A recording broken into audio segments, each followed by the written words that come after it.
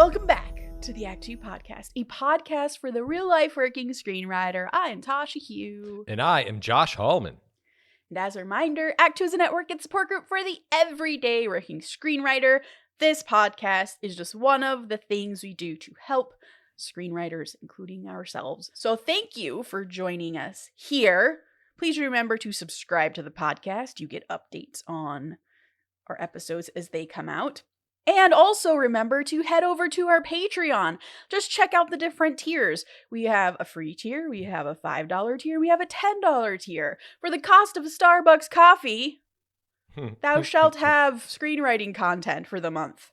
Wow. And we're doing a script club this month. So we're going to read a script. Everyone's going to read a script who's on our Patreon tier. And we will discuss it live over Zoom in terms of the writing that we learn from it. The writing skills, the writing do's and don'ts that we may pick up from this script. And that's fucking fun. It's cool. Yeah. And we usually read something that is applicable to today. So a spec that just sold or a movie that's just come out. Something that feels very relevant. So we can get very real world examples of what works and what doesn't. And we're a broken record, but every time we do this, I learn something. Same. But if you don't want to do any of those, you can also DM us. If you have questions or topic suggestions, keep those coming. They're always really fun to read and to engage with you all. You can do that at ActTwoWriters@gmail.com, all spelled out, or on our Instagram and Twitter at ActTwoWriters. I am Story Thursday on Instagram and Tasha 3.0 on Twitter. I'm Joshua Hallman on Twitter, Josh Hallman on Instagram. Are you ready, Tasha? I think I'm ready. I think I have some interesting this week's in writings. Oh, is that right? Should we dive in? I think so. Okay. Well, let's just, dive into This Week in Writing.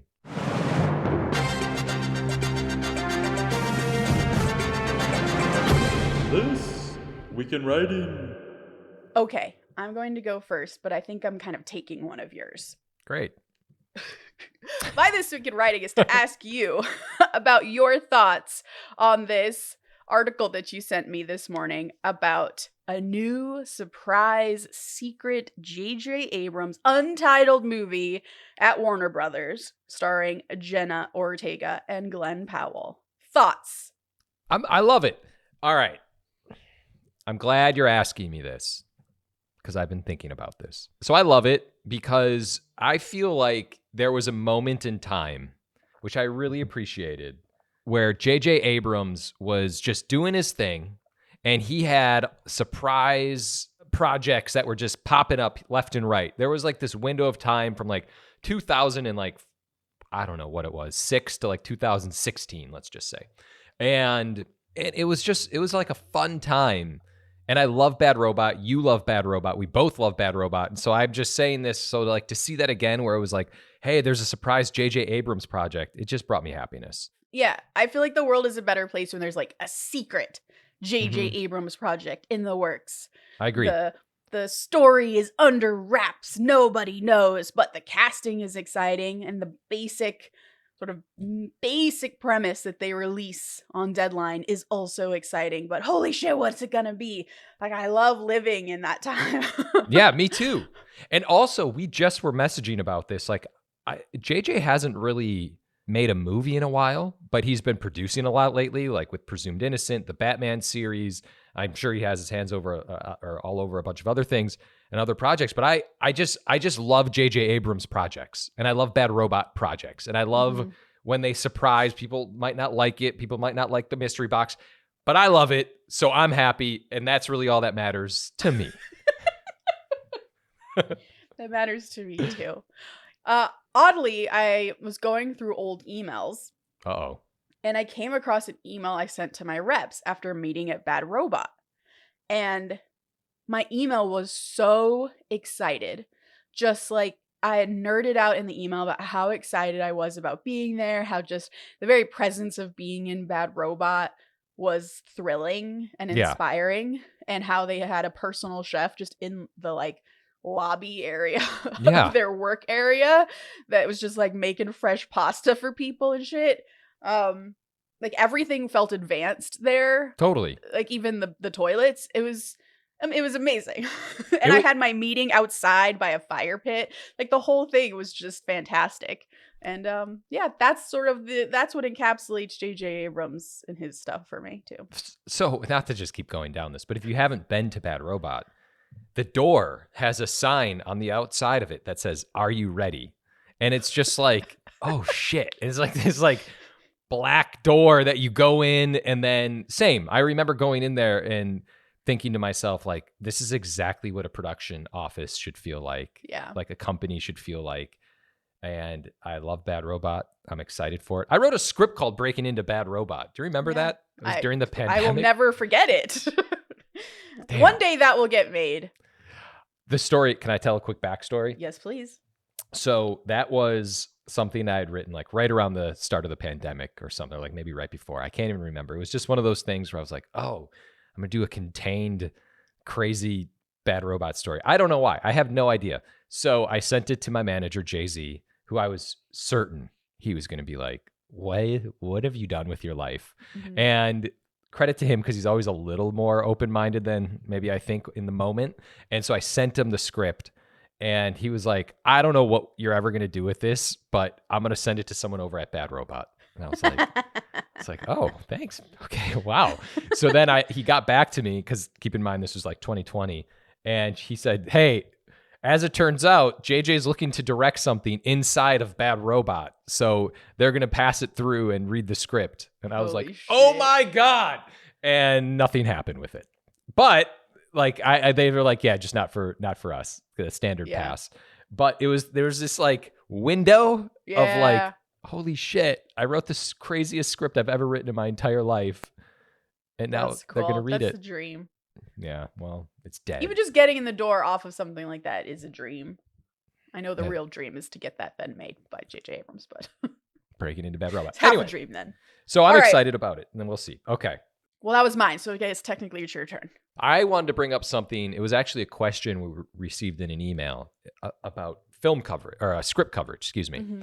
And someone had asked us, like, what the best coverage services are, or what the best coverage service is, and where we would go to get coverage and what it means and what it can do and how it can help the script. And they asked a whole bunch of questions that we've been asked before. And I kind of know the answer to in my mind, but I feel like it's been a little while since I've gotten coverage. So what I'm going to do, Tasha, and what we've discussed, and I hope you do as well, is I'm going to take a script that's dead and out of my life, and I'm going to submit it to multiple coverage services. And then I'm going to bring it back to the podcast with a full-on review of what I felt is the best coverage that is out there and what it means. I love this research project, and I'm all in. Okay. So we'll break it up. You do half, I'll do half. Oh, God. And we'll also talk about how much money we ended up having to spend to do this. Should I use a fake name? That's a you call. I don't know. Because that if it's bad, I don't want to be associated with those. But yeah, so I feel like I am going to use my real name just as a matter of like pride. Yes. Because even if it sucks, I can still stand by the fact that we did this for research and this is a script I wrote in college. I love it.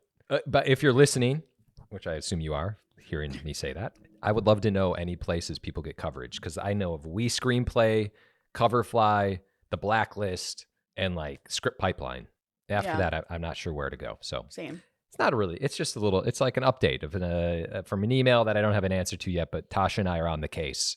We're gonna find out. Yeah, we'll do a whole coverage episode once we get our coverage back that talks about what coverage is, and also hopefully we'll give you some good resources. I love it. So that was mine. I saw the movie Trap.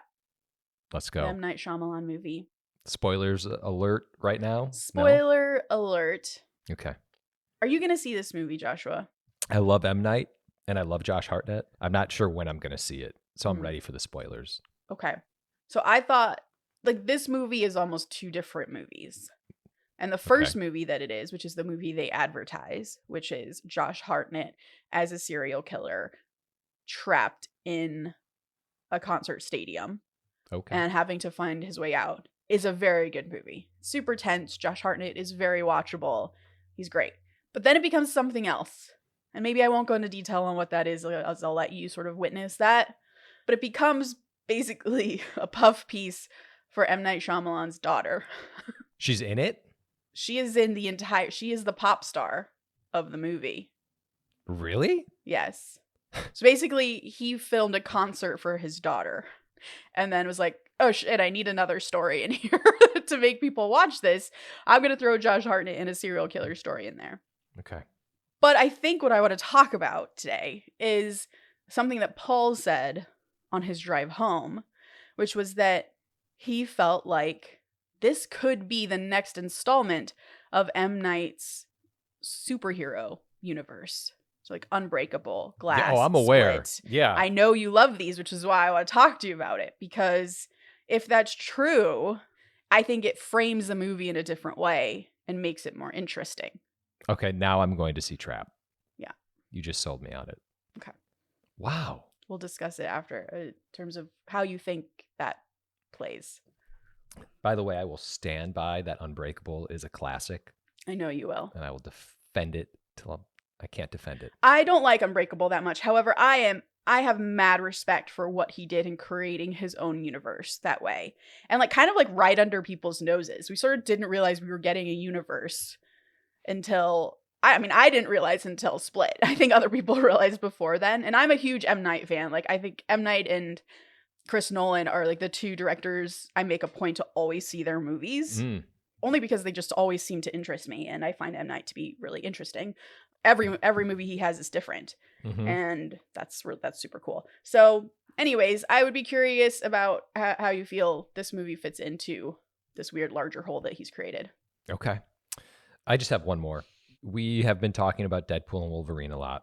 Yeah, and we're probably going to bring Deadpool and Wolverine up later in this podcast, but I've been thinking about Deadpool and Wolverine a lot. Yeah, and I was thinking, I kind of talked about this last week, but when you really look at it as like a buddy movie, it's a really good buddy movie. Because I went into it and kind of looked at it as like a superhero movie. like a Deadpool superhero movie. Yeah. Because you're kind of like conditioned to look at it that way. But when you just kind of really break it down and kind of look at it as like a Midnight Run or Lethal Weapon or something, I feel like it works so much better. I think you're right. Really made me appreciate it even more. It's just like it's a pure buddy movie. I think you're so right. And it's interesting because we started talking about Deadpool and Wolverine at our writers group, and both of our other writers group members did not like this movie. Well, Dave's not even going to see the movie. He doesn't see superhero movies. But Trent was like, not for me. And his main reason, he said, was that Deadpool doesn't change. He's like, Wolverine changes, but Deadpool doesn't really change. And I would disagree with that, but just like, let's pretend he's right. If it's a buddy comedy movie, like a buddy cop movie, that's not necessarily the main goal. It's to have Deadpool change, right? It's to have this relationship change, which I think it absolutely does by the end of the movie. Yes. So you're right. It automatically makes it a better movie because, and we're going to get into this when you talk about Central Question today, the central question is no longer, is this a Deadpool movie and how does he arc? But like, it is a friend movie and how does their friendship arc? You're absolutely right. And that is what we're going to talk about, like buddy or like duos, I guess, maybe in a future podcast. And we've talked about it a million times, but you're absolutely right. Like, how does their relationship change? Wolverine changes. Maybe Deadpool doesn't change so much, but their relationship absolutely changes. And therefore, there's change. Yeah. Do you think this opens Marvel movies up? Because typically Marvel movies have been Iron Man, Thor, Captain America. Do you think it now opens up the Marvel movie universe to play a little bit more with genre in terms of what that movie can be? It doesn't have to be just that headliner. No, I think Marvel's in trouble. You do? After this giant opening? Yeah. Okay. I don't want it to be. Is it because of the Robert Downey Jr. as Dr. Doom news? I love Marvel. Okay. I didn't even care about certain superheroes, and Marvel made me care about them. And then after Endgame, it just felt a little different, and it felt like they didn't have a direct path. And I still don't know if they have a path. Yeah, if that makes sense. Like, that's fair. now we're leading up to Robert Downey Jr., which is like in 2 years. But like before, it was like, here's the next 10 years of, which I don't like. I don't know what they it's almost like they're a victim of their own success, you know? Right. And we're so spoiled with teasers at the end of movies, and people have signed up for 10 movies and this and that. I understand it. I'm just saying. Okay. I love Marvel though. I love them. I do. I love, I will watch you know, it always. and I love Deadpool Wolverine. Anyway. Okay. Okay. Let's get into our central question Yes. of the podcast this episode. And that is central questions. Central and this questions. came to us because of a Screencraft article that Josh shared with me that I thought was very interesting, and it started making me think about central questions. And Josh was like, this sounds like something we always talk about. Might as well talk about it on the podcast. So, central question. We'll put the link to this Screencraft article in the description of the podcast. But basically, what Screencraft calls the central question is the question that powers your screenplay. I would say it is the engine of your screenplay, which is a very common phrase. What is the engine? Particularly, we use it in TV, right? What is the engine that's going to drive the show? Every single week, you need people to come back to watch your TV show. What is the thing driving them to do that? The engine, right? So that's kind of what we're talking about here when we say, what is the central question of your script and why is it important? Josh, how would you define a central question? So my central question is like, what is the big, it kind of, it loops into theme, but like, what is the big issue that the main character has?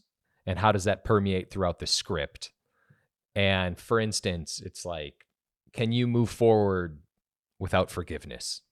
Something like that, which might be a little more thematic. But it's just asking that really big question, that the problem that the main character has, and putting that to the test throughout the script. Not sure if that made the most sense, but that's kind of how I view what a central question is. Yeah. What do you think?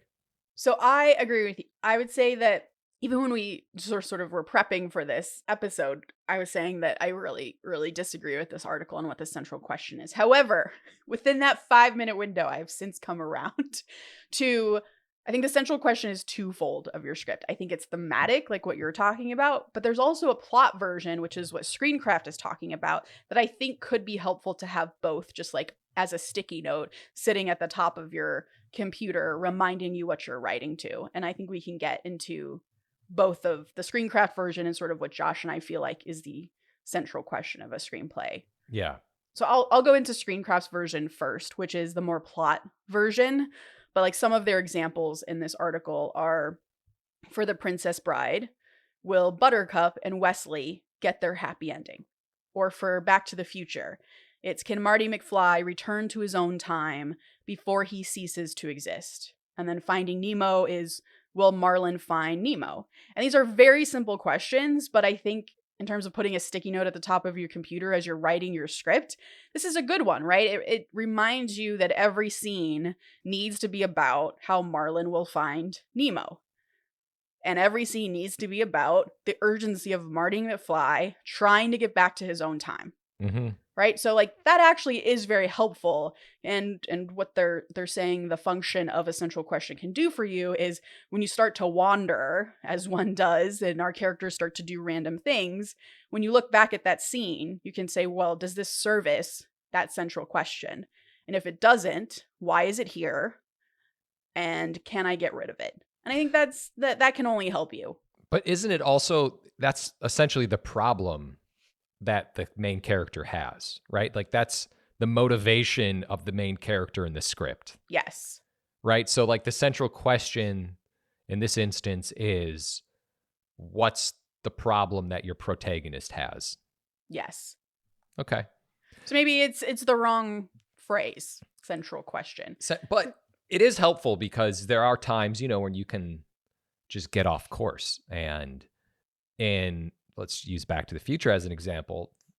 Every single scene in that really is around Marty getting back to 1985. Mm-hmm. Every single moment is like, oh my God, now I have to go to the school dance and now I have to, do this and do that. And like, I think like what you were saying is if you kind of infuse that into every scene, and it's easy to kind of get off of that idea, but it's helpful. Yeah. I agree it could be helpful. This writer goes on to talk about Raiders of the Lost Ark as an example, which Josh and I are always here to discuss. And their example for what the central question of Raiders might be is, will Indiana Jones locate the Ark of the Covenant before the Nazis? Now, I don't think that's not the theme. That's not a theme. It is very much a plot question. But I think what's cool about that, if you're framing your writing in this way, will he locate the Ark of the Covenant before the Nazis, is that now drives how you think of scenes, right? What does Indiana Jones need to do in order to find the Ark before the Nazis? Well, he needs to track down his former mentor who knew everything about the Ark, who possesses this medallion that can help him find the staff that he knows he needs to get. Great, that's the first step. But once he gets there, there's an obstacle. Okay, now what does he have to do? Because he's driven to get it before the Nazis, so there's urgency there. So I think in that way, it can really help you with plotting. Totally. And I think a lot of times within screenwriting, there can be like complications and people overthink things, and whether it's how you break down a sequence of a script or how many beats are in each act or whatever it may be. And sometimes that's just too complicated. And like, I'm almost wondering if like this is a complication. What's the central question? It's just like, what's the problem that your protagonist has, and how is that protagonist trying to solve that problem? Yes. In every single Very scene. well said. Yeah. Should we see if we can just rewrite articles for Screencraft? Just kidding. Side hustle, baby. These are fucking great. They're great. I don't mean, that was a joke, but I think our interpretation of central question would be more thematically focused. Mm-hmm. So I guess for me, let's take some real world examples that are out there and that we think like what the central question is. Since we're on it, Deadpool. I've been thinking about what the central question of Deadpool is since we've been prepping for this, and I'm not 100% sure I know what the central question is. Okay, I'm gonna give it a shot. Okay. Can Deadpool put his own selfish desires aside to save the world? So what's interesting about this? I agree. I think that's what it is. But since it's a two-hander, so is the central question then, can Deadpool put his own selfish interest aside to save the world? And then can Wolverine do the same? Is it like, can you put selfish interests aside to save the world? Is it like, in some ways, yes, because I feel like Wolverine is not acting. He is deciding to revel in his own trauma for kind of selfish reasons. He doesn't care about other people's worlds because his has been destroyed. But he learns to care about Deadpool enough to do this thing. Okay, I love it. It does make you wonder if in a two-hander, does the central question have to be the same for the same characters? Excuse me, for both characters. Wow. I agree. Central question. Okay. So it's about selfish interests and how to put that aside. And also in a two-hander, like a buddy cop movie, is the central question, should it be around the friendship rather than a singular individual? Now we're getting into the nitty-gritty. Maybe it should be three. Like when I think of Lethal Weapon, I feel like the biggest theme / central question that comes out to me is around Riggs. And like, is Riggs going to go from the man who wants to commit suicide in the opening, one of the best openings in film history, to this guy who has a family? And that's really like the emotional arc of the movie. And Murtaugh is just kind of there to facilitate that change for him and offer him a different path. And in some ways, that's what Wolverine serves for Deadpool and Wolverine. I had once worked on a two-hander, and I remember talking to the producer, and this producer was basically saying in every two-hander, you need to have a discrepancy where it's almost like a 60-40 split between there's one character that you kind of lean into a little bit more than the other character. And there's one character who's dealing with that trauma and might be on the brink of suicide, but that character is going to be okay at the end of the movie, where it's almost like you have to lean into one person a little bit more than the other person. I've always thought about it because I didn't know if it was necessarily true, but I don't think he's wrong. I don't think it hurts. Yeah, in these two cases, it's certainly true. Yeah. I can't wait for our deep dive on two-handers where I just get to watch buddy cop movies and talk about it. Oh, I'll go all day. I'll go all day. All right, so The Twisters was another movie we've seen recently, so since that's in our brain, I have a thought on what the central question is. I think this one's a little more gushy, as it were, or just like vague. But for me, the central question, because it's the most emotional thing to me, is will Kate get over her own trauma to become the hero that she always dreamed she could be? Totally. It's almost like, can you move past your trauma by facing your fears? That's awesome. That's exactly it. That's so cool. Facing the thing that caused the trauma. Yeah.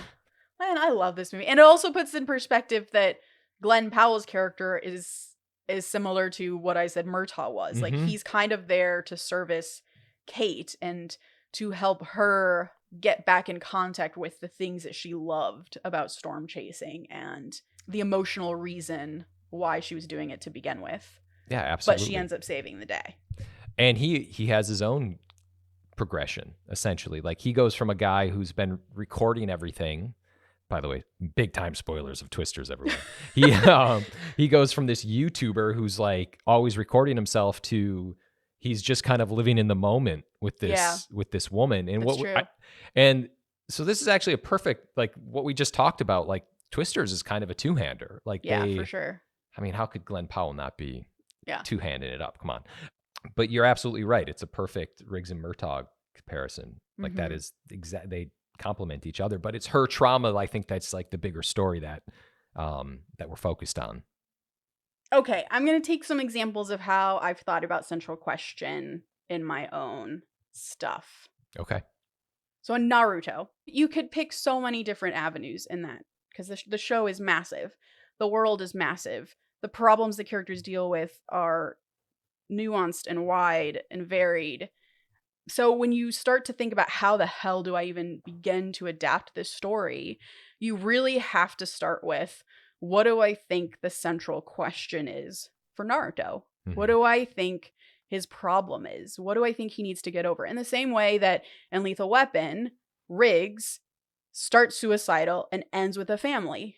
That is an incredible arc. And that is a credible problem that he has to somehow power through and figure his way out of. So what is that equivalent to Naruto? If I just said, I'm going to write a Naruto movie, and then I watch the anime and I just like pick and choose things that are cool, that's going to create this weird hodgepodge that you're not going to be emotionally attached to. And that's just not going to be a great movie that satisfies anybody. However, if you start the opposite and think, all right, what is the problem I need my character to have? Or what is the problem my character automatically has if it's an adaptation, like innately has in the anime? And then what does he need to get over that problem?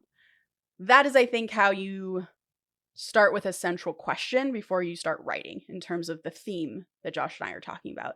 Another example is I'm reading this book that cuts between like 3 or 4 different character points of view. And it's essentially about a serial killer. One of the points of view is a serial killer. Other points of view are people who know the serial killer or chasing the serial killer, like the detective after him, etc. And this, for a TV show, is what I'm reading it for. And the TV show could be about anybody. Like, I could read it and think, I want to do this about the serial killer. Or I could read it and think, I want to do it about the detective. Someone else could read it and say, well, I want to do about all the characters.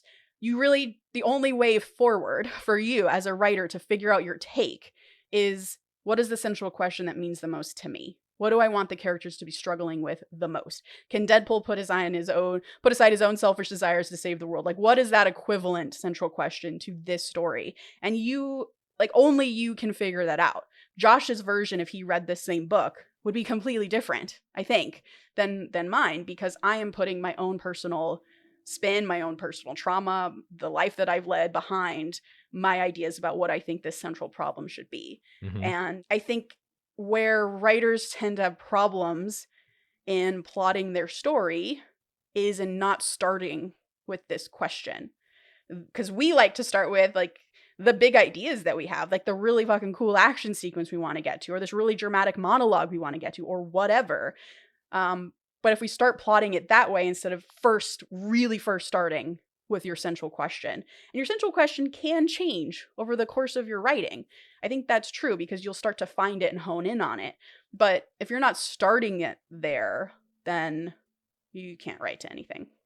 Yeah, I was just thinking how we started talking about plot, right? Like taking Twisters as an example. Like the plot central question is, are they going to be able to save people in towns before these Twisters destroy them?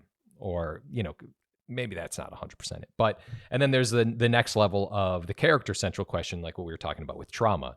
So it almost feels like if you're writing, it seems easy to me, easier to have that central plot question.